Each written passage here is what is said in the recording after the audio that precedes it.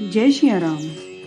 महादेव जी ने नारद मुनि को कामदेव के चरित्र की कथा श्री हरि को न सुनाने के विषय में कहा तो नारद को वह बात अच्छी न लगी। यद्यपि शिव जी ने यह हित की शिक्षा दी तथापि उन्हें पसंद न आई। याज्ञवल्क्य मुनि कहते हैं कि हे भारद्वाज, अब कौतुक सुनो। हरि की इच्छा बड़ी बलवान है।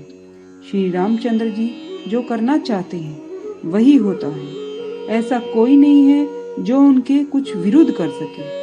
श्री शिव जी के वचन नारद जी के मन को अच्छे नहीं लगे, तब वे वहां से ब्रह्मलोक को चल दिए। एक बार गान विद्या में निपुण मुनिनाथ नारद जी हाथ में सुंदर वीणा लिए हरि गुण गाते हुए क्षीर सागर को गए, जहाँ वेदों के मस्तक स्वरूप लक्ष्मी निवास भगवान नारायण रहते हैं। राम निवास भगवान उठकर बड़े आनंद से उनसे मिले और ऋषि के साथ आसन पर बैठ गए। चराचर के स्वामी भगवान हंसकर बोले, हे मुनि, आज आपने बहुत दिनों पर दया की है।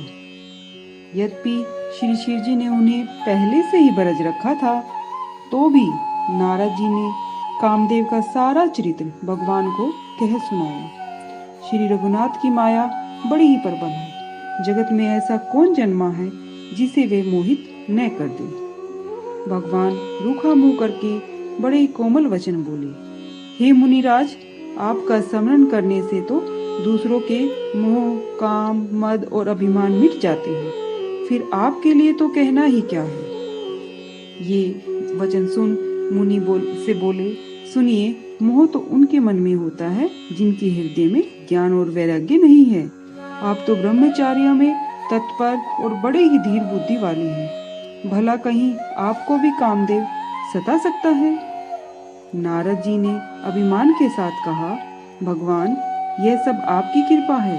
कर्णनिधन भगवान ने मन में विचार करके देखा, इनके मन में गर्व के भारी वृक्ष का अंकुर पैदा हो गया है। मैं उसे तुरंत ही उखाड़ फेंकूंगा, क्योंकि सेवकों का हित करना हमारा प्रण है। मैं अवश्य ही वह उपाय करूंगा जिससे मुनि का कल्याण और मेरा खेल हो। तब नारद जी भगवान के चरणों में सिर निवाकर चल पड़े। उनके हृदय में अभिमान और भी बढ़ गया। तब लक्ष्मीपति भगवान ने अपनी माया को प्रेरित किया। अब उसकी कठिन करनी सुनो। उस हरि माया ने रास्ते में 100 योजन का एक नगर बसाया। उस नगर की भांति भांति की रचनाएं लक्ष्मी निवास भगवान ने विष्णु के नगर से भी अधिक सुंदर बनाई। उस नगर में ऐसे सुंदर नर नारी बसते थे मानो बहुत से कामदेव और रति ही मनुष्य शरीर धारण किए हुए हैं। उस नगर में शील निधि राम का एक राजा रहता था, जिसके असंख्य घोड़े, हाथी और सेना की बहुत सारी टुकड़ियां थी। उसका वैभव और विलास 100 इंद्रों के समान था। वह रूप, तेज, बल और नीति का घर था। उसके यहाँ विश्व मोहिनी नाम की एक रूपवती कन्या थी, जिसके रूप को देखकर लक्ष्मी जी भी मोहित हो जाए।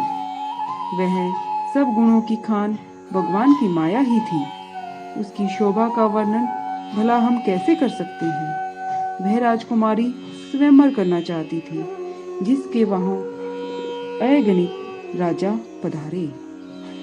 खिलवाड़ी मुनि नारद उस नगर में गए और नगरवासियों से उन्होंने सब हाल पूछा। सब समाचार सुनकर वे राजा के महल में आए और राजा ने पूजा करके मुनि को आसन दिया। जय श्री राम।